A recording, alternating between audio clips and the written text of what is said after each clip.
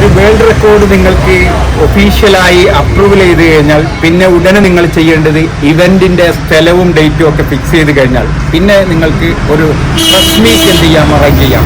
എങ്ങനെ ഒരു press meet arrange ചെയ്യാം എന്നതാണ് ഇന്നത്തെ വീഡിയോയിലൂടെ നമ്മൾ കാണിച്ചു തരുന്നത്.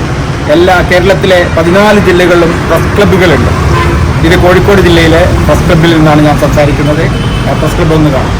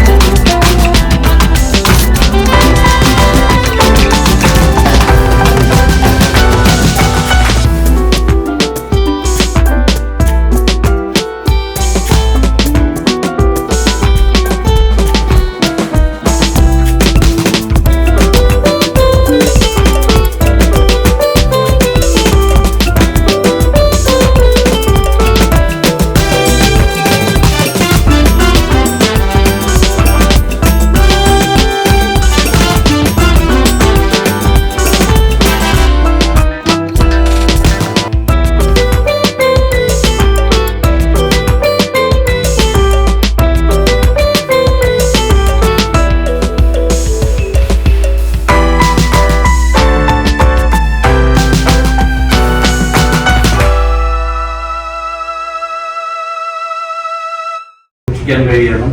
എട്ടാമതൊരു സാധനം വരുമ്പോൾ ഇതിലേതെങ്കിലും ഒന്ന് വീക്കായിട്ടുള്ള ഒന്ന് ഡിസ്കാർഡ് ആയി പോകും എന്നുള്ളതാണ് അദ്ദേഹം പറയുന്ന തിയറി. അതിൽ കുറച്ച് കൂടുതലും കുറവുള്ള 7 ± 2 ദാറ്റ് ഈസ് ഒരു പ്രസന്റേഷൻ.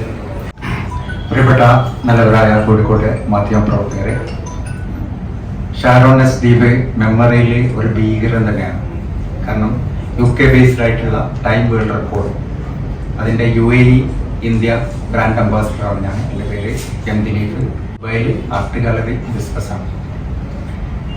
4 ഗിന്നസ് വേൾഡ് റെക്കോർഡ് ഉൾപ്പെടെ 8ഓളം റെക്കോർഡുകളുടെ ഉടമയായതിൻ്റെ അടിസ്ഥാനത്തിൽ ടൈം വേൾഡ് റെക്കോർഡിൻ്റെ ഇങ്ങനെ ഒരു പദ്ധതി അലങ്കരിക്കാൻ എനിക്ക് ഭാഗ്യം ലഭിച്ചു. അതിലൂടെയാണ് ഈ ഷാരോണിനെ പോലെയുള്ള ആളുകളെ നമുക്ക് കണ്ടെത്താൻ, അതേപോലെ കേരളത്തിൽ നിന്നാണ് ഏറ്റവും കൂടുതൽ റെക്കോർഡുകളെ ക്രമീകരിക്കുന്ന പ്രക്രിയ നടക്കുന്നത്. പ്രത്യേകിച്ച് ഇന്ത്യയുടെ ജനസംഖ്യ വലുതും കേരളത്തിൻ്റെ വിദ്യാഭ്യാസ മുന്നേറ്റം വലുതും അങ്ങനെ വലുതുകൊണ്ടും കോവിഡും പല കാരണങ്ങളായിരിക്കും ഒരു സമയങ്ങൾ കിട്ടി. ഇപ്പം ഈ ഓർമ്മയിലുള്ള അതിഭീകരത പോസിറ്റീവായിട്ടാണ് പറയുന്നത്. അതിൻ്റെ പ്രകാരമാണ് ടൈം വേൾഡ് റെക്കോർഡ് കൊടുത്തത്. അതൊന്ന് ജസ്റ്റ് ഒന്ന് ഹാൻഡ് ഓവർ ചെയ്യും നിങ്ങൾക്ക് വേണ്ടി. ഷാരോൺ ഒന്ന് സംസാരിക്കും. എല്ലാവർക്കും എൻ്റെ നമസ്കാരം.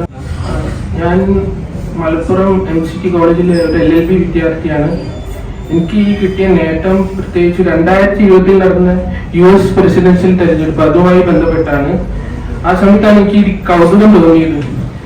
കാരണം അമേരിക്ക പ്രധാനമായിട്ടും ലോകത്തിലെ ഏറ്റവും വലിയ സാമ്പത്തിക ശക്തി, സൈനിക ശക്തിയും ഒക്കെയാണ്. അതേപോലെ തന്നെ എനിക്ക് ഇന്ത്യൻ ഭരണഘടന കഴിഞ്ഞാൽ ഏറ്റവും താല്പര്യമുള്ള ഭരണഘടന ഏതാണെന്ന് ചോദിച്ചാൽ അത് അമേരിക്കൻ ഭരണഘടനയാണ്. അതായത് ബോസ്നിയയിലുള്ള റേഡിയോ മുതൽ 190 രാജ്യങ്ങളിലെ റേഡിയോയുമായിട്ട് നമ്മുടെ കേരളത്തിലുള്ള പ്രത്യേകിച്ച് കോഴിക്കോടുള്ള ഒരു വ്യക്തി കണക്ട് ചെയ്യുകയാണ്. അത്ഭുതപ്പെടുത്തുന്ന ഒരു കാഴ്ചയാണ്. പ്രതികൂടിന പറഞ്ഞ പോലെ ഒഴിവും ഒക്കെ ഉണ്ടെങ്കിൽ തീർച്ചയായിട്ടും നിങ്ങൾ സന്ദർശിക്കണം.